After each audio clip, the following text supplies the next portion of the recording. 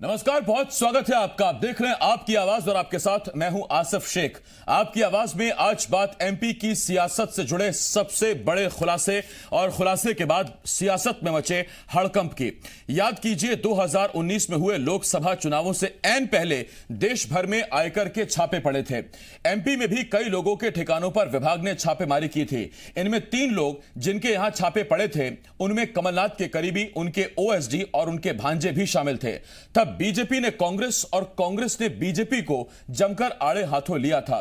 कांग्रेस ने इसे बीजेपी पर आरोप लगाया था कि यह बदले की भावना से की गई कार्रवाई है, तो बीजेपी का कहना था कि भ्रष्टाचारी अब धीरे धीरे सामने आ रहे हैं। सीबीडीटी ने मामले की जांच की तो पाया कि 4 अफसरों समेत एमपी के करीब 64 नेताओं, जिनमें कई विधायक भी हैं, उन्हें पैसे मिले थे, पैसे दिए गए थे।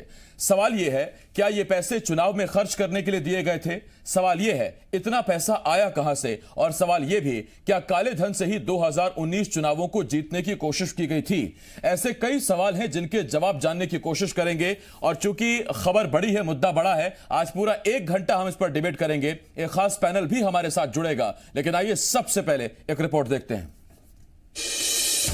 2019 लोकसभा चुनाव से पहले आयकर के छापे, फिर सुनाई दी छापों की गूंज, खुलासे से मच गई खलबली। काले धन से लड़ा गया चुनाव, बड़े नामों पर होगी कार्रवाई। 2019 में हुए लोकसभा चुनावों से ऐन पहले एमपी समेत देश भर में आयकर विभाग ने जगह जगह छापे मारे। पूरे देश में करीब 52 जगहों पर टीम ने छापेमारी की थी। जिस वक्त ये छापे पड़े, एमपी में कमलनाथ की सरकार थी। कमलनाथ के करीबियों राजेंद्र मेगलानी, कमलनाथ के ओएसडी प्रवीण कक्कड़ और कमलनाथ के भांजे रतुल पुरी के ठिकानों पर भी टीम ने छापे मारे थे। कमलनाथ के करीबियों पर छापे पड़े तो बीजेपी ने पूरी कांग्रेस को निशाने पर ले लिया, तो दूसरी तरफ कांग्रेस ने बीजेपी को तब जमकर आड़े हाथों लिया था। मगर 8 महीने बाद अब उन छापों की गूंज एक बार फिर सुनाई दे रही है। उस वक्त विभाग को कुल 281 करोड़ रुपए के लेन देन की जानकारी मिली, जिसमें 14 करोड़ रुपए नकदी बरामद की गई थी। सीबीडीटी ने मामले की जांच की तो पता चला कि यह पैसा लोकसभा चुनाव में इस्तेमाल हुआ और 64 नेताओं के साथ 4 बड़े अधिकारियों को भी पैसा दिया गया। बरामद दस्तावेजों में कांग्रेस के बड़े नेता रणदीप सुरजेवाला, दिग्विजय सिंह, सज्जन सिंह वर्मा समेत कई विधायकों के नाम शामिल थे जिन्हें पैसे दिए गए। खास बात यह है, इसमें बड़ी तादाद ऐसे विधायकों की है जो कांग्रेस के हैं और ऐसे भी जो कांग्रेस छोड़कर बीजेपी में शामिल हो गए। इतना ही नहीं, रिपोर्ट में यह भी बताया गया कि एक नेता के घर से एक बड़े सियासी दल के मुख्यालय को भी 20 करोड़ रुपए भेजे गए। क्योंकि मामला चुनाव में पैसे के इस्तेमाल का था, इसीलिए सीबीडीटी ने अपनी जांच रिपोर्ट चुनाव आयोग को सौंप दी और उसी आधार पर चुनाव आयोग ने 4 अधिकारियों के खिलाफ एफआईआर करने की सिफारिश कर दी। खुलासे के बाद से एमपी की सियासत उफान पर आ गई। बीजेपी के प्रदेश अध्यक्ष वीडी शर्मा ने कांग्रेस को तो निशाने पर लिया ही, साथ ही कमलनाथ का नाम रिपोर्ट में न होने पर हैरानी भी जताई। जो सेंट्रल इलेक्शन कमीशन ने जो पत्र लिखा है और उसके आधार पर जो सारी सूचियां सामने आई हैं, ये बहुत ही खतरनाक है और इसके अंतर्गत जो लोग हैं उन पर कानून अपना काम ताकत के साथ करना चाहिए। लेकिन दुर्भाग्य इस बात का है कि इस पूरे खेल का खिलाड़ी जो है दिग्विजय सिंह और इसके मुख्य सरगना कमलनाथ जी, इनके नाम इसके अंतर्गत क्यों नहीं आए? इनको आना चाहिए था। बीजेपी एक तरफ जहां कांग्रेस को निशाने पर ले रही है, तो वहीं खुलासे के बाद कांग्रेस के बड़े नेता दिग्विजय सिंह ने फौरन प्रेस कॉन्फ्रेंस कर चुनाव आयोग को ही नसीहत दे दी, तो साथ ही इस कार्रवाई पर भी सवाल खड़े कर दिए। कमलनाथ जी ने प्राथमिकता के आधार पर ही टेंडरिंग का केस ईओडब्ल्यू को सौंपा और उसकी परतें खुलती जा रही थी, गिरफ्तारियां भी शुरू हो गई थी। और यदि पूरे 5 साल अगर मौका मिलता कमलनाथ जी को, तो एक एक भ्रष्टाचार के प्रकरण को न केवल उजागर किया जाता, लेकिन उन पर सख्त कार्रवाई की जाती। अब सरकार मामले को ईओडब्ल्यू को सौंपने की तैयारी कर रही है। सवाल ये, क्या लोकसभा चुनाव में काले धन का इस्तेमाल किया गया था? क्या विधायकों को पैसा दिया गया, और अगर हां तो फिर क्यों? सवाल ये है, इतना पैसा आया कहां से और सवाल ये, हर बार की तरह जांच होगी, मगर क्या बड़ी मछलियां सलाखों के पीछे पहुंचेंगी? संदीप भमरकर, जी मीडिया, भोपाल। तो ये हमने आपको एक रिपोर्ट दिखाई और इस रिपोर्ट में हमने आपको बताया कि जो जांच रिपोर्ट दी गई, चुनाव आयोग को सौंपी गई सीबीडीटी की तरफ से, आयकर विभाग की तरफ से, उसमें बहुत बड़े खुलासे हुए हैं। उसमें 4 वरिष्ठ अधिकारी हैं जिनके नाम शामिल हैं, जिन्हें बताया गया कि उनको पैसे दिए गए। इनमें 3 वरिष्ठ आईपीएस अधिकारी और एक राज्य पुलिस सेवा के अधिकारी हैं। इसके अलावा 64 ऐसे माननीयों के नाम हैं जिनमें कई विधायक हैं, कई कांग्रेस के विधायक हैं, तो कई ऐसे पूर्व विधायक हैं जो पहले कांग्रेस में थे, बाद में चुनाव लड़ा, जीते भी, अब बीजेपी में हैं, और ऐसे नेता भी हैं जो चुनाव हार गए लेकिन अब वो बीजेपी में हैं। तो उधर बीजेपी भी सफाई दे रही है कि कार्रवाई सब पर बराबर होगी। कांग्रेस सवाल उठा रही है कि जिन 4 अधिकारियों का नाम आया है उसमें नीरज वशिष्ठ का नाम नहीं है, और ये 4 अधिकारी तो वो अधिकारी हैं जो ई टेंडरिंग की जांच कर रहे थे और इसीलिए उनको फंसाया गया है। चुनाव आयोग को कांग्रेस नसीहत भी दे रही है, दिग्विजय सिंह नसीहत भी दे रहे हैं। बहुत से सवाल हैं जिनके जवाब जानने की कोशिश करेंगे। खास पैनल हमारे साथ जुड़ रहा है। हमारे साथ बीजेपी की तरफ से डॉक्टर हितेश वाजपेयी साहब, कांग्रेस की तरफ से पूर्व मंत्री चौधरी राकेश सिंह चतुर्वेदी जी, और आरटीआई कार्यकर्ता राजेंद्र के गुप्ता जी भी हमारे साथ जुड़ रहा है। और अब से कुछ ही देर में सीनियर जर्नलिस्ट राकेश अचल जी भी हमें ज्वाइन करेंगे। मैं आप तीनों मेहमानों का बहुत बहुत स्वागत करता हूं। राकेश जी, हितेश जी और राजेंद्र जी, आपका बहुत बहुत स्वागत है। राकेश जी, सबसे पहला मेरा सवाल आपसे, सर 8-9 महीने पहले जब ये छापे पड़े थे तब आपने बीजेपी पर बड़े आरोप लगाए थे कि बदले की भावना से की गई कार्रवाई है, चुनाव को प्रभावित करने की कोशिश है, जांच एजेंसियों को मोहरा बनाकर रखा है, उनका गलत इस्तेमाल हो रहा है। अब सीबीडीटी की जांच जो चुनाव आयोग को सौंपी गई है उसमें तो सर आपके लिए संकेत अच्छे नहीं है। बिल्कुल आप सही बात कह रहे हैं कि संकेत अच्छे नहीं है भारतीय राजनीति के लिए। और जहां तक बात की जाए, ये जो इनकम टैक्स के जो छापे पड़े और जो रिपोर्ट दी है, ये रिपोर्ट किसके खिलाफ दी है? जिन अधिकारियों के खिलाफ दी है वो पूर्व से ही ईओडब्ल्यू में अधिकारी हैं और वो ई टेंडरिंग के उनके काले घोटाले की जांच कर रहे हैं जो तत्कालीन मुख्यमंत्री थे और उनके मंत्री थे। ये बहुत बड़ी साजिश है। एक तरफ 2 छापे मध्य प्रदेश में पड़े, एक 2013 में छापा पड़ा सितंबर अक्टूबर में। उस छापे में कुछ नाम आए इनकम टैक्स के और उस पर ईओडब्ल्यू के लिए नहीं लिखा गया, उसके लिए नहीं लिखा इनकम टैक्स विभाग ने। और उसमें तो ये कहा गया था कि पैसा मध्य प्रदेश से गया, उसमें दिग्विजय सिंह जी ने नाम भी लिया है, नीरज वशिष्ठ एक ऑफिसर हुआ करते थे। और गया किसको पैसा? वो गुजरात गया किसी चाय वाले को, और 50 करोड़ रुपए गए उस चाय वाले पे।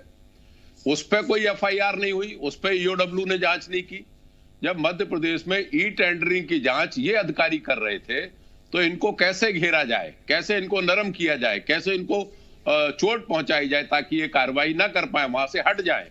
अगर ये सरकार उनको वहां से पदच्युत करती, हटाती, तो ये आरोप लगता उन पे कि ये सरकार अपनी जांच से इन अधिकारियों को हटा के जांच अपने पक्ष में कराना चाहती है। तो खुद नहीं हटा सकते। क्या ऐसा नहीं हो सकता, या ये बिल्कुल असंभव है कि किसी मामले में जांच करे, जांच अधिकारी खुद भ्रष्टाचारी नहीं हो सकते, या उन पर भ्रष्टाचार के आरोप नहीं हो सकते, या ये महज इत्तेफाक है कि उन्हीं अधिकारियों के नाम सामने आए जो ई टेंडरिंग की जांच कर रहे थे?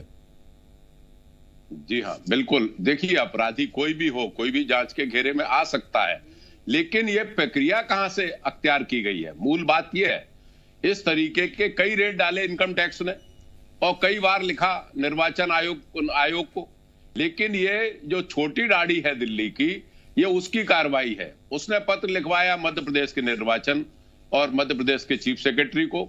सीधी बात यह, कभी कोई ये पूछे कि मनीष रस्तोगी जो बहुत ईमानदार ऑफिसर था, उसको जब उसने रिपोर्ट दी थी अपनी, तो उसको पद से क्यों हटा दिया गया था, प्रिंसिपल सेक्रेटरी से? ये बहुत सी चीजें ऐसी है। ये डिफेंस में काम किया गया है। ये बीजेपी जो कर रही है वो अपने बचाव में कर रही है, मेरा ये मानना है। ठीक, मैं लौटता हूं इस पर आपके पास। और डिबेट में हमें सीनियर जर्नलिस्ट राकेश अचल जी भी ज्वाइन कर रहे हैं। राकेश जी, बहुत बहुत स्वागत है आपका इस चर्चा में, हमारी डिबेट में। मैं लौटूंगा आपके पास। वाजपेयी साहब, आपके पास आ रहा हूं। वाजपेयी साहब, शुरुआती जो चीजें हैं वही हड़कंप मचा देने वाली है। बस उम्मीद इस बात की है कि इस बार इंसाफ पूरा होगा और अंजाम आधा अधूरा नहीं होगा। बिल्कुल, मुझे लगता है आसिफ जी आपके सवाल से मुझे समर्थन मिल रहा है और मेरे लिए इतना काफी है, मेरे दल के लिए इतना काफी है। भले ही मेरे दल का नेतृत्व एक चाय वाला करता रहा है, लेकिन कांग्रेस को याद रखना चाहिए, ऐसे रिमार्क्स की उम्मीद मुझे अभी राकेश जी से नहीं थी, पर कुछ नहीं कह सकते। जब एक शराब परोसने वाली दल को चलाती है तो स्वाभाविक है कि इसी प्रकार के विचार निकल के आते हैं, भ्रष्टाचार को बचाने के, कदाचरण के, और वो सब हम सामने देख रहे हैं। तो बहुत समय तक तो उसको बनाने की प्रक्रिया चली है, उसको बेटे को बनाने की प्रक्रिया दिन भर से हम देख रहे हैं। खैर एनीवे, मैं इतना बोल के उसको छोड़ देना चाहता हूं राकेश जी के विवेक पे कि चर्चा उस स्तर पे ले जाने की जरूरत नहीं है। दूसरी बात जो बहुत महत्वपूर्ण है कि कमलनाथ जी की सरकार बनते ही एक बहुत बड़ी बात मैं आज आपको बताने जा रहा हूं। पहले दूसरे या तीसरे महीने ही सबसे पहला काम हुआ कि ट्रेजर आइलैंड का जो घोटाला था, जिसकी अदालत में जिसका ट्रायल चल रहा था, उसको कमलनाथ जी के माध्यम से तुरंत इन लोगों ने, सरकार ने वापस लिया, जिसमें कि दिग्विजय सिंह और पटेरिया साहब तत्कालीन मंत्री, दो लोग उसके दायरे में शायद आते थे, और इन दोनों चूंकि वो केस ही वापस ले लिया मध्य प्रदेश सरकार के तत्कालीन मुख्यमंत्री के माध्यम से, तो आप सोचिए कि भ्रष्टाचार के केस वापस लेना आते ही इनकी पहली प्राथमिकता। फिर दूसरी प्राथमिकता क्या, तो आज के पूरे प्रेस कॉन्फ्रेंस आपने देखी होगी आसिफ जी, पूरी प्रेस कॉन्फ्रेंस में और अभी तक कोई हिम्मत वाला नहीं निकल के आया जो तथ्यों को डिनाय कर सके। और ये तथ्य हैं भारत सरकार की एजेंसी के डॉक्यूमेंट्स हैं, और ये केवल कंप्यूटराइज्ड डॉक्यूमेंट नहीं है, इसके जियो टैगिंग, मोबाइल और बाकी सब जो एविडेंसेस होते हैं वो उसके साथ उसमें नथी हैं, जिसको यूडब्ल्यू आगे चलकर लेने वाला है, और जो एफआईआर की बात उसमें कहेगी उसमें जांच में सामने आएगा। आप तो इस बात को देखिए कि न केवल तीन अध्यक्ष, एक पूर्व अध्यक्ष अरुण यादव, एक पूर्व अध्यक्ष दिग्विजय सिंह पूर्व मुख्यमंत्री, और एक कार्यकारी अध्यक्ष जीतू पटवारी, तीन लोग बैठ के आके आज उनको किस पे बात करनी थी, किसानों पे करनी थी 12 बजे। तो किसान तो सब भूल गई, जैसे ही भूपेंद्र जी ने बोला किसानों पे बोलेंगे, किसान तो उन्होंने बोला एक तरफ गया, पहले तो अपने ये जो कदाचरण है, जो कंठ तक डूबे हुए कीचड़ में, उससे बचा जाए। और उसमें क्या किया, नहीं साहब उसकी सफेद है, इसकी काली है, तो मेरी क्यों, मतलब they can not deny it. और कितनी, मतलब जनता को ये सुनना चाहिए, देखना चाहिए। क्या सरकारें इसीलिए आती हैं कि किसानों का पैसा, छात्रों का पैसा, आपके हमारे टैक्स का पैसा इस प्रकार से मंथली मान दिया जाए। सर लौट रहा हूं मैं, और 24 अकबर रोड तक जाए, वाजपेयी साहब आता हूं आपके पास, 24 अकबर रोड तक जाए आपके पास भी आऊंगा, लेकिन उससे पहले राकेश अचल जी, मैं आपके पास आ रहा हूं। और राकेश अचल जी, मेरा आपसे सीधा सवाल, सर देश में भ्रष्टाचार का पहले बार कोई खुलासा हुआ ऐसा नहीं है। मध्य प्रदेश में किसी नेता के छवि पर, इमेज पर आरोप लगे, दाग लगे, ऐसा भी नहीं है। लेकिन मामला इसलिए गंभीर है कि जिन लोकसभा चुनावों में अगर चुनाव आयोग कोई लिमिट तय करता है तो वो इसीलिए करता है ताकि बेजा इस्तेमाल पैसों का ना हो, काले धन का इस्तेमाल ना हो। लेकिन इन जरियों से अगर काले धन का इस्तेमाल होकर चुनावों को प्रभावित करने की कोशिश कर रही है, वोटों को नोटों से खरीदने की कोशिश हो रही है, तो फिर लोकतंत्र खतरे में है साहब।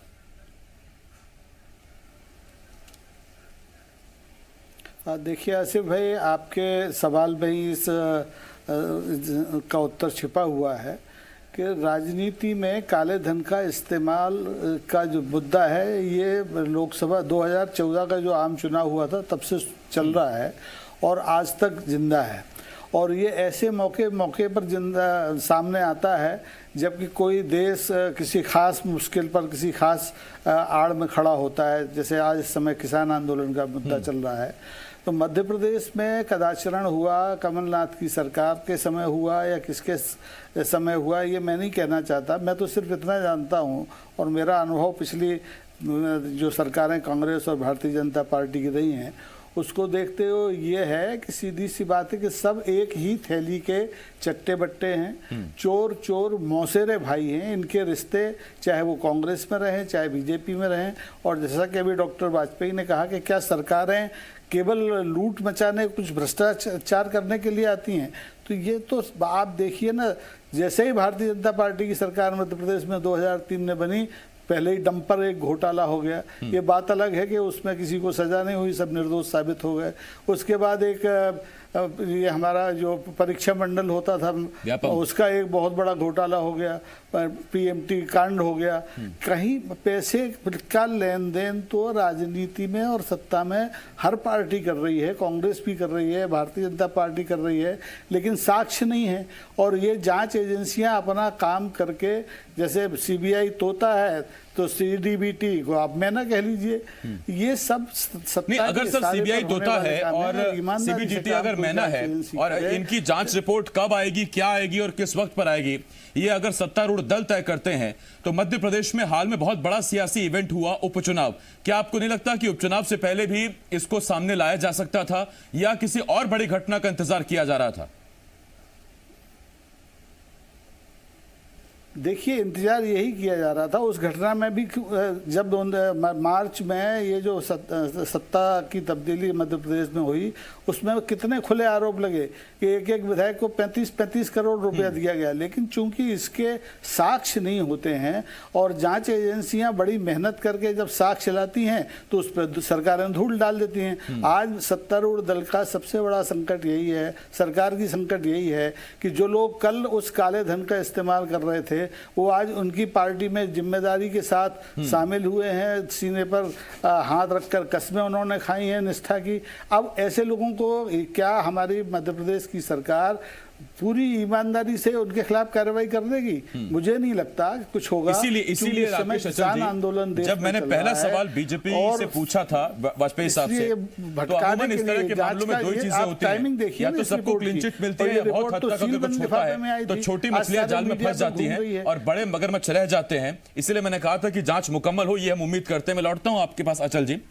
राजेंद्र के गुप्ता जी, मैं आपके पास आ रहा हूं। और गुप्ता जी, मेरा आपसे सीधा सवाल ये देखिए, आयकर के छापे पड़े, शिकायत हुई होगी, कुछ क्लू मिला होगा, लीड मिली होगी, छापे के बाद ये सब जानकारी सामने आई, बहुत से खुलासे आप जैसे जागरूक आरटीआई एक्टिविस्ट करते हैं, विसल ब्लोअर करते हैं, और उसके बाद वो जब जांच धीरे धीरे आगे बढ़ती है और जैसे जैसे बड़े लोगों के गिरेबां तक पहुंचती है, या तो जांच ही रद्द हो जाती है, या क्लीन चिट मिल जाती है, या फिर छोटी मछलियां सामने कर दी जाती हैं और बड़े मगरमच्छ पीछे रह जाते हैं अपने सफेद कुर्ते के साथ, सफेद कॉलर के साथ, कोई दाग नहीं। आशीष जी, सबसे पहले तो मैं आपको एमपीसीजी को बधाई दूंगा और आपकी हिम्मत की दाद दूंगा कि आपने इतने बड़े इश्यू को उठाया। अब जहां तक सवाल उठता है, अभी किसी ने बताया कि जिन अधिकारियों को टारगेट किया जा रहा है, आप ये देखिए जिन अधिकारियों के नाम आ रहे हैं उसमें से एक अधिकारी का वीडियो वायरल हुआ था रिश्वत लेते हुए। दूसरी बात ये आती है कि राजनीति में भ्रष्टाचार, मतलब बढ़ते चुनाव खर्च, राजनेताओं की बढ़ती आय और नेताओं के पास बढ़ते विलासिता के सामग्री और इनकी बढ़ती आय, ये सब बताते हैं कि भ्रष्टाचार वो वही जो आपने कहा कि मेरे कुर्ते पे कम दाग है और सामने वाले के कुर्ते पे ज्यादा दाग है। इस केस में एक नाम ऐसा कॉमन आ रहा है जो आज अखबारों में पड़ा, अगर आप कहें तो मैं वो नाम ले भी दूंगा। वो चंदा देने की बात उनकी तरफ से जो एक आंकड़ा उसमें दिया हुआ है, वो किस पार्टी से जुड़े हैं, किस राजनीतिक दल में उनकी क्या पहुंच है और क्या रिश्ते हैं, ये जग जाहिर है। आप ये देखिए आशिफ जी, एक आबकारी अधिकारी की बात भी अभी किसी ने शराब की बात की थी।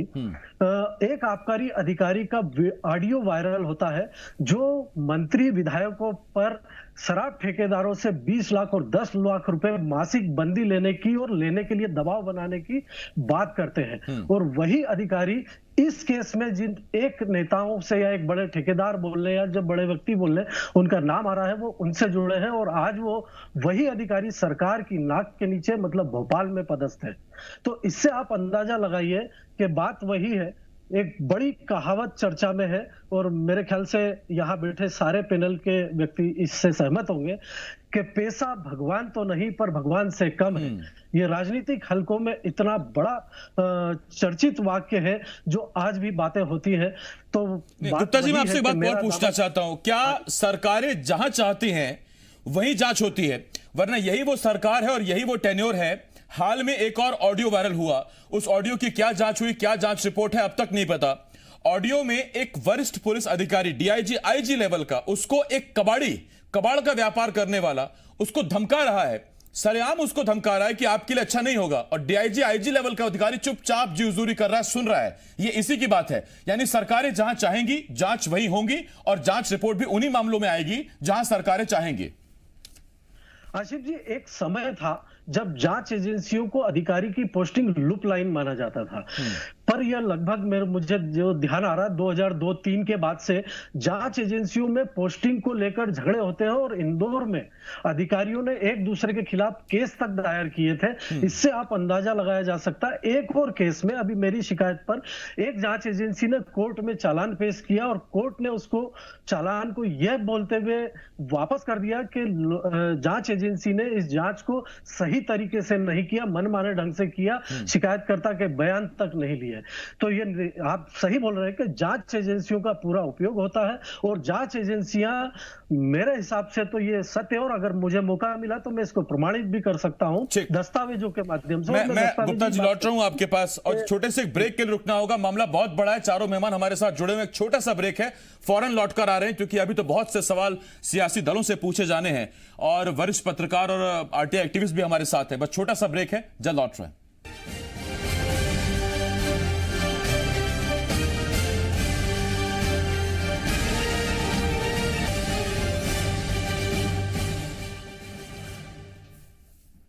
ब्रेक के बाद हाजिर हैं। आप देख रहे हैं आपकी आवाज, और आपकी आवाज में आज हम बात कर रहे हैं सियासत की, ब्लैक फिल्म की। और जो ब्लैक फिल्म सियासत की सामने आई है, मामला आपको एक बार फिर बता देते हैं। 2019 में लोकसभा चुनाव से ऐन पहले आयकर विभाग के छापे पूरे देश में पड़े थे, कुल 52 जगहों में, उनमें एमपी में भी कई छापे पड़े थे।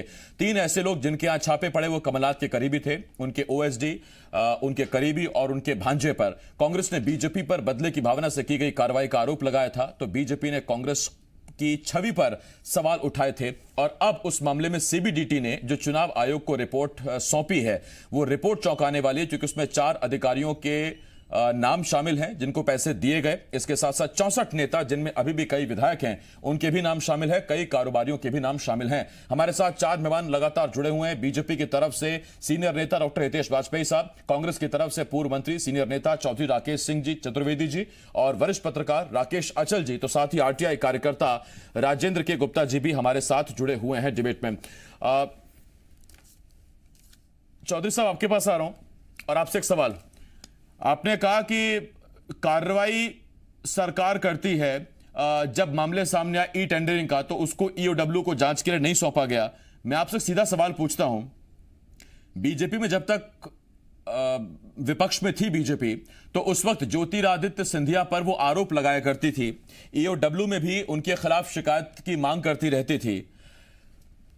फिर वो बीजेपी में चले गए बाद में, लेकिन जैसे ही आप ज्योतिरादित्य सिंधिया के साथ सरकार में आए, तो उसके बाद ईओडब्ल्यू में दर्ज सिंधिया पर एफआईआर कहां है, कहां गई, वो किसने रद्द करवाई?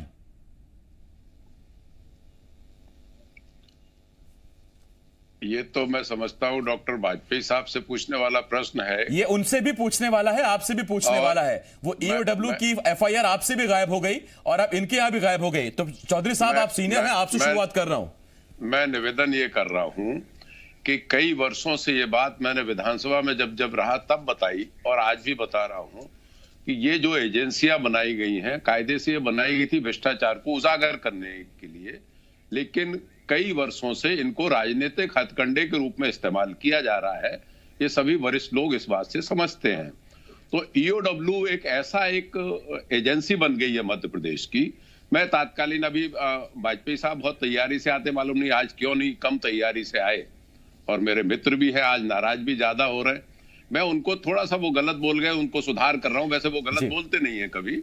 उन्होंने ये बताया है कि ईओडब्ल्यू से जांच हुई थी और केस वापस लिया गया, तो वो ट्रेजर आइलैंड का मामला बोल गए। ट्रेजर आइलैंड डॉक्टर वाजपेयी साहब, मैं मंत्री था कैबिनेट, और मैंने अपने हस्ताक्षर से मंजूर किया था। उसमें बीजेपी की सरकार जब बनी, श्रीमती उमा भारती बनी, सुश्री उमा भारती, उन्होंने ईओडब्ल्यू से जांच कराई। उसमें हम लोग बेदाग निकले, दिग्विजय सिंह जी और हम। उसके बाद उस प्रकरण को लेके बीजेपी हाई कोर्ट गई, और हाई कोर्ट से उन्होंने सीबीआई के आदेश कराए। सीबीआई में इंक्वायरी हुई, और दिग्विजय सिंह जी और मुझे उसमें आरोपी नहीं बनाया गया। तो आप ट्रेजर आइलैंड की अगर बात कर रहे हैं, तो थोड़ा सा सुधार कर लें कि उसमें कोई, दोनों में से कोई मुलजिम नहीं बने थे, और जो केस है वो इंजीनियर्स और उनके विरुद्ध है। जहां तक इन एजेंसियों की बात है आसिफ भाई, हम लगातार देखते जा रहे हैं कि इनका बस राजनीतिक ले लिया गया, इस्तेमाल इनके किया नाम जा- ड्रॉप किए गए। वाजपेयी साहब आता हूं आपके पास। नहीं लिया गया श्रीमान ड्रॉप, नहीं किया गया है श्रीमान ड्रॉप। आप जानकारी दुरुस्त कर ले, मैं उसमें स्वयं मंत्री था। आप प्रोसीडिंग्स उठा के देखिए तीसरे महीने की कमलनाथ की। मैं ट्रेजर आइलैंड की बात कर रहा हूं श्रीमान। ट्रेजर आइलैंड पे चले वाजपेयी जाएंगे तो जी। डिबेट वहां स्वाहा हो जाएगी सर। मैं राकेश जी आपसे सीधी बात पूछ रहा हूं। देखिए, जी आप जब मैं विपक्ष आपको में डेट थे निकाल आपने के कहा बता देता व्यापम हुआ, एक मामला सामने ले आएंगे। आप जब विपक्ष में थे आपने कहा सिंहस्थ हुआ, एक दोषी सलाखों के पीछे जाएगा। आपने कहा मंदसौर में किसानों की छाती पर गोली पड़ी, हम एक दोषी अधिकारी को सलाखों के पीछे भेजेंगे। तीनों मामलों में कुछ नहीं हुआ। ना सिंहस्थ में आपने कोई आरोपी पाया, दोषी पाया, ना आपने मंदसौर में कोई दोषी पाया, ना तो और पौधरोपण में भी आपने आरोप लगाया, कोई दोषी नहीं पाया। देखिए साहब, ये हर डिबेट में ये बात सामने आती है।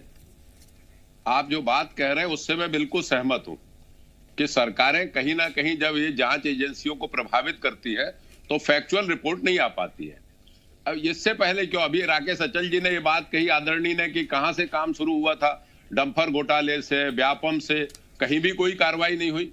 और चाहे कांग्रेस के घोटाले की बात करें, चाहे बीजेपी की घोटाले की बात करें, एक भी एजेंसी ने कभी भी दुरुस्त, या तो ये कहें कि असत आरोप ही लगाए गए, और असत आरोप लगाने के लिए इन एजेंसियों का उपयोग किया गया। जी, जब कोई चीज, जैसे मैं एक बात और आपको इसमें जोड़ना चाहता हूं, हनी ट्रैप मामला है, ये आया कि इसमें सफेद पोश हैं, सब नेताओं ने कहा जो होंगे उनके खिलाफ कार्रवाई की जाएगी, एक भी नहीं लिया गया। उससे पहले जब मैं एमएलए था तो एक सिमरन कौर नाम की एक पकड़ी गई थी लड़की एमपी नगर के एक होटल में। उसका एक डीजी रिटायर्ड हो रहा था, उसने मुझे फोन करके कहा कि मैं चौधरी साहब आपको चाय पिलाना चाहता हूं। मैंने कहा मैं आ जाऊंगा। उसने मुझे फाइल दी, और वो मैं इसलिए कह रहा हूं कि अगर शिवराज सिंह जी तक ये बात पहुंचे तो उस केस को रीओपन करें। उसमें मुझे मालूम है मंत्रियों के नाम थे, वो पूरी रिपोर्ट मेरे पास रखी हुई है। ठीक है, मैं आता हूं उस पर, सरकारें राकेश काम जी, नहीं आपके पास। करती हैं, काम नहीं करती हैं। आप देखिए ना, हनी ट्रैप मामले में कुछ नहीं हुआ। अभी प्यारे मियां के संबंध भी सफेद पोस्ट लोगों से थे जो पकड़े गए, उन पर भी कोई कार्रवाई राकेश जी नहीं लौट रहा हूं मैं इस पर ये- आपके पास। मैं दरअसल डिबेट को उसी एक जगह फोकस रखना चाहता हूं, लेकिन भ्रष्टाचार के आपने इतने खुद मामले गिना दिए हैं कि उसमें सियासत की और ब्लैक फिल्म ब्लैक नजर आती जा रही है। वाजपेयी साहब, मैं आपके पास आ रहा हूं।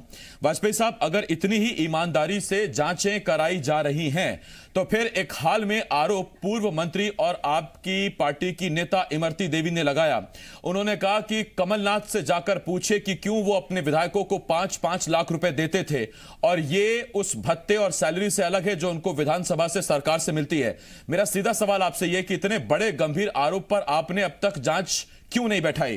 क्योंकि इसलिए क्योंकि जो 5 लाख रुपए लेने वाले विधायक थे उनमें से कई तो अब आपके साथ हैं, आपके पास है। और इस मामले में भी, जिस मामले में सीबीडीटी ने जांच की, उसमें जितने नाम सामने आए हैं उसमें कई ऐसे नाम हैं जो बीजेपी ज्वाइन कर चुके हैं और चुनाव लड़कर दोबारा विधायक बने हैं। देखिए, 2-3-4 बातें मैं आसिफ जी जवाब देना चाहता हूं क्योंकि इस दौरान आ गई हैं आपके सवाल के साथ में। एक अचल जी ने जो बात कही, भाई ये करते हैं वो करते हैं इसलिए हम भी ना करें और कमलनाथ की तो बात ही ना करें, वो तो बहुत अच्छा आदमी है क्योंकि सभी भ्रष्टाचार करते हैं, तो आज कमलनाथ की बात नहीं करेंगे अपन, बाकी की कर लेते हैं। ये सिलेक्टिव अप्रोच जो है और जो पेसिमिस्टिक अप्रोच है, मैं इसका समर्थक नहीं हूं साहब। ये देश और मेरी पार्टी पर मुझे बहुत ज्यादा फक्र है कि जब भी भ्रष्टाचार की बात होती है तो कोई इस देश में कल्पना नहीं कर सकता था कि सोनिया गांधी और राहुल गांधी को जमानत लेनी पड़ेगी, इस स्तर तक सरकारें जा सकती हैं। कोई ये नहीं सोच सकता था कि चिदंबरम जी और आधी से ज्यादा कैबिनेट जेल घूम के, तिहाड़ घूम के आ जाएगी। इसी देश में ये हो सकता है, और ट्रायल्स चल रहे हैं, बहुत मजबूती से चल रहे हैं। आपने व्यापम की बात कही अचल साहब, आपको मैं याद दिला देता हूं, पहली एफआईआर दिग्विजय सिंह के कार्यकाल में हुई थी जिस पर सो गए तकिए के नीचे रख के, और उसके बाद यदि उसको उखाड़ कर फेंकने का काम, हमने ये नहीं देखा कौन है इसमें, उसको उखाड़ कर फेंकने का काम किया तो शिवराज सिंह चौहान जी ने किया है, इससे आप नकार नहीं सकते हैं। और वो दिन है और आज का दिन है, आज तक कोई भी उसमें, लेकिन मैं आपको बार बार रिक्वेस्ट कर रहा हूं कि मैं इसी मुद्दे पर रहना चाहता हूं सर, वरना ये 1 घंटा भी कम पड़ जाएगा उस मुद्दे पर। मैं सीधा पूछ रहा हूं कि इमरती देवी जैसी नेता, इतनी बड़ी नेता, जब आरोप लगाती है कि कमलनाथ 5-5 लाख रुपए बांट रहे हैं, तो फिर आपने उसमें जांच क्यों नहीं बैठाई या उसमें जांच क्यों नहीं की? मैं आ रहा हूं आसिफ जी। जी, मैं मैं यही बात कह रहा हूं कि चाहे नरेंद्र मोदी जी हो, चाहे शिवराज सिंह चौहान जी हो, we are committed for zero tolerance to corruption. जहां एविडेंस मिलेगा वहां पर हमारी तरफ से कोई लेतलादी नहीं होती है, ये मैं स्पष्ट करना चाहता था, इसलिए 2-3 उदाहरण दिए। क्या वजह है वाजपेयी साहब, क्या वजह है कि जब तक ज्योतिरादित्य सिंधिया कांग्रेस में थे, प्रभात झा ये मोटे मोटे दस्तावेज लेकर बैठते थे प्रेस कॉन्फ्रेंस करने के लिए, लेकिन जैसे ही उन्होंने बीजेपी ज्वाइन की वो पाक साफ हो गए। और प्रभात झा से जब जी मध्य प्रदेश छत्तीसगढ़ ने सवाल पूछा तो उन्होंने हमारे मंच पर कहा था कि अब वो मेरी पार्टी में, मैं उनके खिलाफ कुछ नहीं कहना चाहता। आसिफ जी, मैंने आपको बहुत स्पष्ट कहा, आपका प्रश्न फिर अनुत्तरित रह जाएगा, आप बोलोगे इसका उत्तर नहीं मिला। जो इमरती देवी जी ने बात कही थी वो यही बात थी। और आपको क्या लगता है कि वो बातें वो लोग जब हमारे पास आए तो उन्होंने बताई नहीं थी क्या? उसी आधार पे आपने देखा सीबीडीटी और सारी जो बातें हैं उसके तथ्यात्मक क्रॉस रेफरेंस के एविडेंस बेस्ड जांच हुई है पूरी। और मैं फिर आपको बता दूं, ये कोई कंप्यूटर के डेटा नहीं है केवल, इसके पीछे जियो टैगिंग्स है, साइंटिफिक एजेंसीज हैं। और मैं ये भी बता दूं इस लर्नेड पैनल को कि ये वही एजेंसीज हैं जिसको 20 साल आपने नरेंद्र मोदी के पीछे भी लगा के रखा, लेकिन कुछ नहीं मिला आपको। क्यों? क्योंकि आपका एजेंडा अलग था, आपका मेलाफाइड इंटेंशन था किसी आदमी को। लेकिन जब आप भ्रष्टाचारी को पकड़ना चाहते हैं आसिफ जी, तो वो 25 सबूत देता है। आज जो ये 3-3 अध्यक्ष आके किसान को छोड़कर अपने ऊपर जो कदाचरण पे, भ्रष्टाचार पे प्रेस कॉन्फ्रेंस कर रहे थे ना, सफाई दे रहे थे, एक बार नहीं कह पाए कि ये ठीक नहीं है, कि नहीं कह पाए। वो क्यों नहीं कह पाए? क्योंकि एविडेंस है। और आप मान के चलिए, जो विष्णुदत्त शर्मा जी ने बात कही है, मैं अंतिम बात अपनी कह दूं कि इन सब के किंग पिन कौन है, बिल्कुल सही कहा आपने, यही मछलियां मगरमच्छ तक लेकर जाएंगी। और वो मगरमच्छ कौन है ये आपके सामने देखिए, नैतिकता के आधार पर और टेक्निकली तो छोटी मछलियां जरिया होती हैं बड़े मगरमच्छों तक पहुंचने की, लेकिन हकीकत में होता है छोटी मछलियों तक ही जांच सीमित रह जाती है। मैं वाजपेयी साहब लौट रहा हूं आपके पास। राजेंद्र गुप्ता जी, दोनों तरफ से सवाल है। बेल पर है। जी, मैं आता हूं आपके वाजपेयी साहब। गुप्ता जी, दोनों तरफ सवाल है। मैंने जब ये पूछा वाजपेयी साहब से कि ज्योतिरादित्य सिंधिया के खिलाफ इतने मोटे दस्तावेज लेकर बैठने वाले प्रभात झा इसलिए चुप हो गए क्योंकि सिंधिया अब पार्टी में आ गए हैं, तो उधर के मिश्रा जो सिंधिया के खिलाफ आज ये मोटे मोटे दस्तावेज लेकर बैठ रहे हैं कि वो तो भूमाफिया हैं, तब जब वो पार्टी में थे तब वो खामोश थे, दस्तावेज तैयार थे मगर सौंपने को तैयार नहीं थे। तो जब तक नेता पार्टी में है, पाक साफ है, जैसे ही दूसरी पार्टी ज्वाइन की या दूसरी पार्टी का मसला है तो जांच एजेंसी भी एक्टिव, सियासत भी एक्टिव, सरकार भी एक्टिव। आसिफ जी, आपका बहुत ही उम्दा सवाल है और कड़वा सच यही है कि राजनीति अब सेवा नहीं, मेवा काटने और अपनी अति महत्वाकांक्षा को पूरी करने की एक जरिया हो गया, ताकत पाने का एक जरिया हो गया है। तो जब कभी राजनीति सेवा हुआ करती थी तो लोग सेवा करते थे, मतलब नेता सेवा करने के लिए आते थे। और वो क्या, एक खादी का कुर्ता, लंबा कुर्ता और पजामा और एक खादी का झोला उनकी पहचान हुआ करती थी। और अब आप ये देखिए कि लग्जरी गाड़ियां, लग्जरी साधन, और दूसरा आप बात कर रहे थे अभी, वाजपेयी जी ने बोला कि कार्रवाइयां हुई है। मुझे ये जानना चाहता हूं मैं वाजपेयी साहब से है कि 15 साल और फिर ये चौथी बार सरकार भाजपा की है, क्या इन 15 सालों में मध्य प्रदेश में एक प्रकरण दर्ज होना, जांच एजेंसी के पास जांच प्रकरण दर्ज होना, मेरी शिकायत पर लगभग 103 केस दर्ज है, और जिसमें चीफ सेक्रेटरी, मंत्री से लेके पीएस, कलेक्टर, कमिश्नर तक सब आरोपी। लगभग 2008-9 से कई प्रकरणों में जांच चल रही है। मतलब जांच एजेंसी, लोकायुक्त या ईओडब्ल्यू हो, इनको सरकारी विभागों से 3-3, 4-4 साल में प्रतिवेदन मांगते रहते हैं, प्रतिवेदन नहीं मिलते हैं। मैं सिर्फ ये जानना चाहता हूं कि पिछले 15 साल में हम ये जानना, बता दें हमें कि किसको सजा हुई है या किस केस में निर्णय हुआ है या किस केस में लोकायुक्त ईओडब्ल्यू ने चालान पेश कर दिए, कितने केस में। एक पिटीशन इंदौर हाईकोर्ट में लगी है, जनहित याचिका। उस जनहित याचिका में नाम दिए गए हैं, लिस्ट दी गई है, सैकड़ों की संख्या में वो अधिकारी हैं जिनके खिलाफ सरकार से पिछले कई सालों से कोर्ट में चालान पेश करने की अनुमति मांगी गई है जांच एजेंसियों ने। और ये सरकार में बैठे जो भी जिम्मेदार लोग हैं, नेता ही बोलेंगे, उन्होंने चालान पेश करने की अनुमति तक नहीं दी है। इससे आशिफ जी ये अंदाजा लगाया जा सकता है कि जांच एजेंसियों के पास प्रकरण तो दर्ज होते हैं। अब इस मुद्दे पर जिस पे ये बहस हो रही है, मुझे ये बताइए, क्या ये रिपोर्ट्स मध्य प्रदेश सरकार को सौंपने की बजाय क्या इनकम टैक्स या जिम्मेदार अधिकारी या सेंट्रल की एजेंसी केस दर्ज करके सीधे अरेस्ट करने की अधिकार नहीं रखती है क्या? अगर आयकर ने जांच की तो आयकर ने इन सब लोगों को आरोपी क्यों नहीं बनाया? सह आरोपी एक आम आदमी होता है तो उसके खिलाफ तो खट से उसको अरेस्ट कर लिया जाता है, सह आरोपी बना दिया जाता है, सब कुछ कर दिया जाता है। बड़े लोगों के नाम आते हैं, जब राजनीतिक रसूख और राजनीतिक पहुंच के लोगों के नाम आते हैं तो फिर ये रिपोर्ट लेना, फिर वो उनको रिपोर्ट दे रहा है, वो उनको FIR नहीं, आप जिस तरफ इशारा करें गुप्ता जी, मैं समझ रहा हूं कि क्या ये स्कोप पूरा ब्लैकमेलिंग के लिए छोड़ा जाता है, क्या सियासी ब्लैकमेलिंग के लिए? मैं लौट रहा हूं उस पर आपके पास। राकेश अचल जी, मैं आपके पास आ रहा हूं। राकेश अचल जी, मेरा आपसे एक सवाल यह है कि दोषी अगर दोषी है तो फिर सेलेक्टिव नहीं होना चाहिए। अगर इमरती देवी ने गंभीर आरोप लगाया था कि पूछिए कमलनाथ से कि 5-5 लाख रुपए क्यों अपने विधायकों को देते थे, तो ना तो उस मामले को पार्टी गंभीरता से ले रही है, ना उस पर कोई FIR दर्ज की गई, और ना ही एक ऐसे ही मामले जिसमें उमंग सिंघार ने दिग्विजय सिंह को मध्य प्रदेश का सबसे बड़ा माफिया कहा था, ना उस मामले में उमंग सिंघार पर गलत बयानी करने के लिए कोई मामला दर्ज कराया गया और ना दिग्विजय सिंह पर कोई जांच बैठाई गई।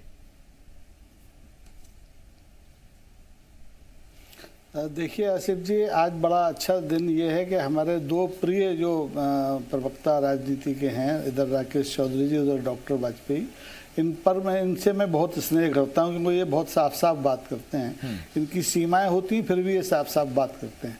मैं तो आपके प्रश्न का एक छोटा सा उत्तर देता हूँ। अभी वाजपेयी जी ने मेरा जिक्र करते हुए कहा था व्यापम वाले मामले में, आप ये बता दीजिए, भारतीय जनता पार्टी के पिछले शासन में एक मंत्री के बच्चे के बस्ते में नोट भरे मिले, 2-3 IAS अधिकारी और बीमा एजेंटों के 300 करोड़ रुपए की नगद राशि मिली, और ऐसे हनी ट्रैप का जिक्र माननीय चौधरी साहब ने किया। पिछले 15 दिन में यही बात हमारे जो सामाजिक कार्यकर्ता हैं उन्होंने भी पूछी है, मैं भी पूछना चाहता हूँ, सरकार ने किस मामले को अंत तक ले जाकर पहुंचाया और दोषियों को सजा दिलवाई? सीधे सीधे ये जो जांचें हैं, ये जो जांच एजेंसियां हैं, ये सिर्फ भयादोहन के लिए होती हैं। आप लिख कर रख लीजिए कहीं, आप तो रिकॉर्डिंग होती है सारी चीज़ों की, आप देख लीजिएगा कि इस केंद्रीय प्रत्यक्ष आयकर बोर्ड की रिपोर्ट में जितने नाम लाए हैं, इनमें से एक को एक दिन के लिए जेल नहीं भेजा जाएगा। ये सब के सब बड़े आराम से इसी राजनीति में, इसी सत्ता में, इसी प्रदेश में काम करेंगे, जनता की सेवा करेंगे, मलाइयाँ काटेंगे और कोई कुछ नहीं कर लेगा। ये भयादोहन का जो दौर चल रहा है पिछले कई वर्षों से, कांग्रेस भी यही करती थी, भारतीय जनता पार्टी भी यही करती है और हर सरकार आपके पास, क्योंकि सरकार के पास अब करने के लिए कुछ बचा है नहीं। जी, मेरा एक छोटा सा सवाल है जी वाजपेयी साहब, कुल मिला के ये है कि ये मामला सिर्फ भयादोहन का है, भ्रष्टाचार का है। दुनिया जानती है पूर्व गृह मंत्री और पूर्व वित्त मंत्री जेल चले जाएगा, ये कभी सोचा था किसी ने? देखिए वाजपेयी जी, इस पर जाएंगे तो बहुत दूर तक हो जाता है। इस देश में तड़ीपार लोग गृह मंत्री बन जाते हैं, अदालतें उनके इशारों पे काम करती हैं, तो इनके पास मेरे पास कोई प्रमाण नहीं है। लेकिन मैं इसमें लौट रहा हूं आपके पास, देखिए बात हम उन्हीं पर करेंगे जिसमें प्रमाण है या जिसमें एविडेंस है, प्रूफ है। मैं लौट रहा हूं उस पर आपके पास। वो केस ड्रॉप हो गया है और ये कहना ही बड़ा कठिन है। मतलब मैं कभी-कभी मैं लौट रहा हूं वाजपेयी साहब, एक मिनट वाजपेयी साहब, एक मिनट को होते हुए देखता हूं और फिर वाजपेयी साहब ठीक है, मैं आपके पास आता हूं। वाजपेयी साहब, लोगों को चोट लगती है। सर मैं आपके पास आ रहा हूं। वाजपेयी साहब, ई टेंडरिंग की जो जांच अधिकारी करता है उसको हटा दिया जाता है।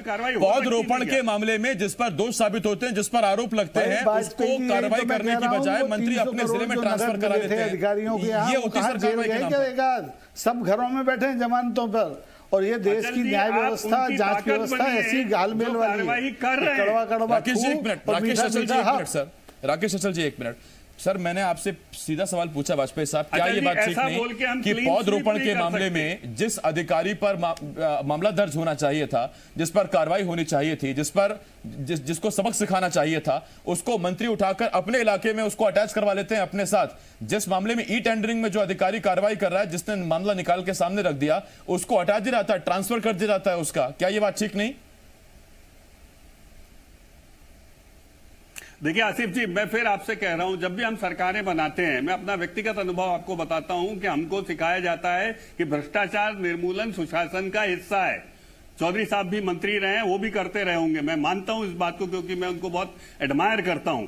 लेकिन एक बात आप ध्यान रखिए, हमने जहां जहां पर गड़बड़ियां पकड़ी, रात को साहब 11:30 बजे मुख्यमंत्री जी का, शिवराज जी का फोन आता है कि नहीं FIR सुबह नहीं अभी कराओ, और हमने रात को कराई है। तो मैं इन उदाहरणों के साथ चलूं या उनके साथ चलूं जिसमें 100 लोग छूट रहे हैं? आसिफ जी, मेरे सामने रास्ता क्या है? भारतीय जनता पार्टी के सामने रास्ता क्या है? 90 लोग छूट गए, इसलिए कमलनाथ जी को भी छोड़ दें, वो पोषण आहार का पैसा भी राहुल जी के कुपोषण के लिए भेज दें और उसको शांति से सब देखते रहें। CBDT अपना काम ना करे, क्योंकि लोगों का विश्वास नहीं है। साहब अचल जी बोल देंगे कि वो तो ये भी करते हैं वो भी करते हैं। सड़क पे पुलिस चालान बनाना छोड़ दे, क्योंकि 10 लोग बिना हेलमेट के चले जाते हैं, तो सब हमको तो चालान बनाना बंद कर देना चाहिए। बहस वाजपेयी साहब इसी पर है कि 90 लोग छूट जाएं अगर, तो क्या कमलनाथ को भी छोड़ दें, या दरअसल 90 लोग छूट जाए कोई बात नहीं, कमलनाथ नहीं छूटने चाहिए? और अगर ऐसा है तो फिर इमरती देवी के बयान पर कार्रवाई क्यों नहीं की गई? एक तो वाजपेयी साहब सवाल ये, मैं लौट रहा हूं उस पर आपके पास वाजपेयी साहब। मैं राकेश जी आपके पास आ रहा हूं, चौधरी राकेश सिंह चतुर्वेदी साहब। चौधरी साहब, इतनी बड़ी बात हो गई कि सीधा रिपोर्ट में यह नाम सामने आ रहा है कि एक नेता जो तुगलक रोड पर रहता है, उसके जरिए से AICC में 20 करोड़ रुपए पहुंच रहा है। बजाय इसके सीधे तौर पर खंडन करने के, आप चुनाव आयोग को बता रहे हैं कि उसकी हद क्या है, उसका दायरा क्या है, वो चुनाव कंडक्ट कराए, वो फालतू के चक्कर में ना पड़े। नहीं, रिपोर्ट, लेकिन अगर ट्रांजैक्शन पैसे का किसी अकाउंट से हुआ है तो वो जांच का विषय है और FIR में उसकी जांच की स्थिति बनेगी। लेकिन अगर नगद कोई ट्रांजैक्शन, जैसे मैंने जितना पढ़ा है, रिपोर्ट में देखा है, उसमें नगद ट्रांजैक्शन बताया जा रहा है और शक और सुबह के आधार पर बताया जा रहा है। कोई अकाउंट डिटेल्स नहीं दी जा रही है कि इस अकाउंट से इस जगह ट्रांसफर हुआ है। तो इसलिए मैं ऐसे आरोपों को सिरे से खारिज करता हूं। राकेश जी, आप जब कहते थे कि 35 करोड़ में विधायक खरीदे गए, तो सर वो ना IMPS होता है, ना RTGS होता है, ना NEFT होता है, आप भी बेहतर जानते हैं। इस तरह का पैसा सर कोई ट्रांजैक्शन में नहीं आता है सर, आप भी बेहतर जानते हैं। तो मैं इसीलिए निवेदन कर रहा हूं आसिफ भाई कि ये शंका के आधार पर और राजनीतिक रूप से प्रेजुडिस होकर आरोप लगाए जा रहे हैं। इसकी तथ्यात्मक, और देख लेना आप, अगर EOW भी जांच करेगी तो ये अंतिम उस पर नहीं पहुंचेगी निष्कर्ष पे। मैं जो राजेश जी बोल रहे हैं, दूसरी बात मैं ये कहना चाहता हूं, CBDT का डॉक्यूमेंट है। वाजपेयी साहब सुन लीजिए, वाजपेयी साहब से नहीं वाजपेयी साहब देखिए, ये बात आप भी जानते हैं, अगर कांग्रेस इसे वाकई आरोप ही समझ रही होती, अब तक खोहल्ला देश में हो चुका होता। CBDT की डॉक्यूमेंट है, इसीलिए संभल कर इस पर बोला जा रहा है। वाजपेयी साहब आप भी ये बात जानते हैं। जी चौधरी साहब बोलिए। मेरा अनुरोध यह है कि जो फैक्ट्स हैं वो जांच में सामने आएंगे, और अगर एविडेंस ऐसा होगा, भाई जैसा वाजपेयी जी, राजेंद्र जी कह रहे थे कि इनकम टैक्स विभाग डायरेक्ट भी कुछ कर सकता था, उनके पास भी 135 के अधिकार थे, वो चाहते तो खुद कार्रवाई कर सकते थे। लेकिन मैं एक बात कह के अपनी बात समाप्त करूंगा। आदरणीय वाजपेयी जी ने बहुत अपने आप को पाक साफ कहा, पार्टी को पाक साफ कहा। एक छोटी मछली बेचारी मर गई, लक्ष्मीनारायण शर्मा जिसका नाम था, लक्ष्मीकांत शर्मा, और बड़ी मछली आज भी अपने तरीके से जीवित है। तो मैंने तो ये उदाहरण देखे हैं जीवन में, मुझे किस बात का आईना दिखाएंगे? मैंने राजनीतिक पार्टियां भी देखी, राजनीतिक लोगों को भी देखा है, और लक्ष्मीकांत व्यापम में ही गया है। या ऐसे लोगों को क्यों समर्थन? मैं लौट रहा हूं इस पर आपके पास। देखिए, आज व्यापम पर चर्चा नहीं, व्यापम पर होती तो हम इसे और इलेबोरेट कर लेते। गुप्ता जी आपके पास आ रहा हूं, 30 सेकंड दे पाऊंगा आपको, बोलिए सर। जी एग्जैक्टली। मैं वाजपेयी साहब से इस डिबेट में एक वादा लेना चाहता हूं कि वाजपेयी साहब जिन लोगों के नाम इसमें आ रहे हैं, पैसे दिए, आप इनको मानते हैं, तो आप सिर्फ उन लोगों के लाइसेंस मध्य प्रदेश में निरस्त कर दीजिए, उनकी ब्लैक लिस्टेड कर दीजिए, उनको आगे के कोई ठेके उनको नहीं दिए जाए। ऐसा आप पत्र सरकार को लिखिए और उसका वादा करिए कि उसका फॉलोअप भी आप करेंगे। और मुझे जहां तक मेरे सहयोग की जरूरत है। अच्छा सवाल है आपका गुप्ता जी, क्योंकि ये वाकई कोई आरोप नहीं, ये डॉक्यूमेंट है CBDT का, और उन डॉक्यूमेंट्स पर जब इतना जोर वाजपेयी साहब दे रहे हैं तो इतना काम तो वाजपेयी साहब कर ही सकते हैं। और इसके आधार पर कार्रवाई जो आप कह रहे हैं वो हो चुकी है, ब्लैकलिस्ट कर दिए गए वो तमाम अधिकारी कारोबारी हैं जो उस समय आई थी। FIR के लिए प्रपोजल दिया है सरकार को, पास प्रपोजल। जहां तक मेरी निजी जानकारी है, इसमें से कई कंपनियां ब्लैक लिस्टेड हो चुकी हैं और विभागीय जांच भी जारी है। ठीक, वाजपेयी साहब लौट रहा हूं मैं आपके पास, आखिरी 30 सेकंड दूंगा मैं राकेश अचल जी आपको। तो जारी है अचल जी, आखिरी 30 सेकंड दे पाऊंगा सर, बोलिए।